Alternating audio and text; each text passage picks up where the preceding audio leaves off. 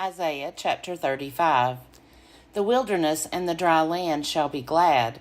The desert shall rejoice and blossom. Like the crocus it shall blossom abundantly, and rejoice with joy and singing.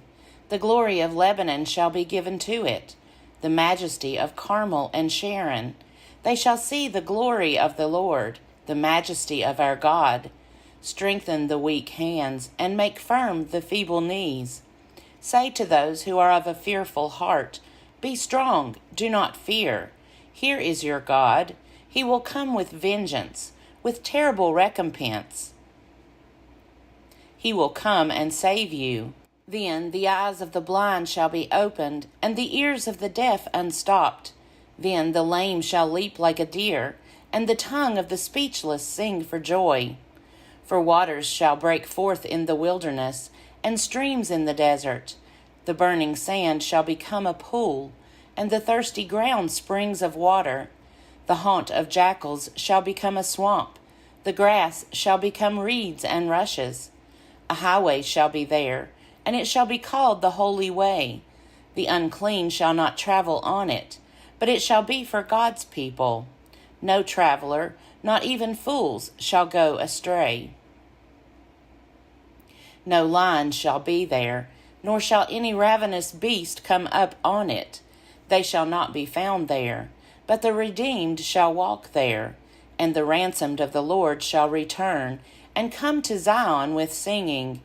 Everlasting joy shall be upon their heads.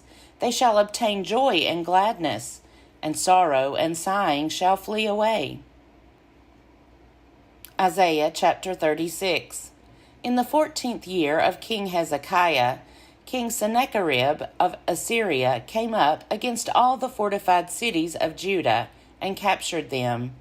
The king of Assyria sent the Rabshakeh from Lachish to King Hezekiah at Jerusalem with a great army. He stood by the conduit of the upper pool on the highway to the fuller's field.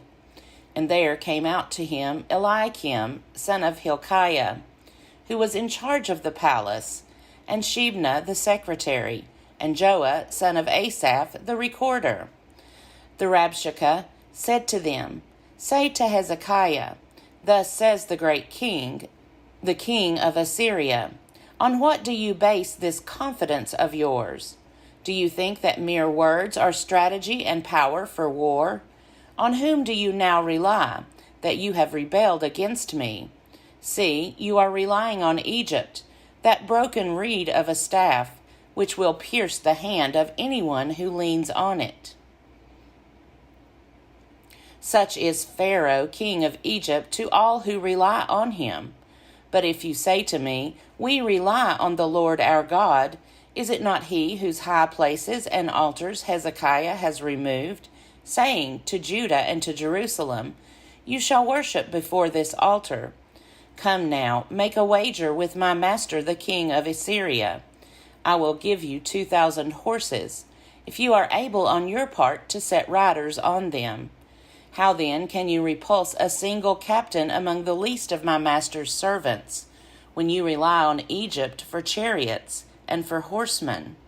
Moreover, is it without the Lord that I have come up against this land to destroy it? The Lord said to me, Go up against this land and destroy it.